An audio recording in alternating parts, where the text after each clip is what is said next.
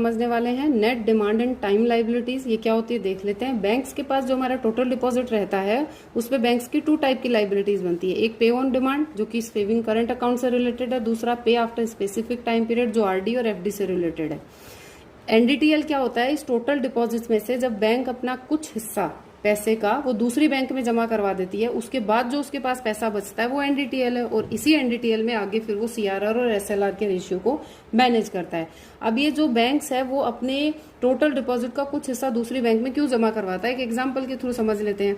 SBI bank के example को लेते हैं। ये 4 पर्सन है 100 रुपए लेके एसबीआई बैंक में जमा करवा देते हैं, टोटल डिपॉजिट 400 है। अब एक 5वां बंदा आके कहता है मुझे लोन चाहिए, अगर एसबीआई ने पूरा का पूरा लोन इसे दे दिया और वो लेकर भाग गया, तो बैंक्स की इनके लिए जो लाइबिलिटीज बनती है वो कैसे पूरी करेगी। इसलिए बैंक एज ए सिक्योरिटी पे कुछ पैसा दूसरी बैंक में जमा करवा देती है, और उसके बाद जो उसके पास पैसा बचता है वो उसका एनडीटीएल है। सब बैंक्स का ये अलग अलग होता है। उस एनडीटीएल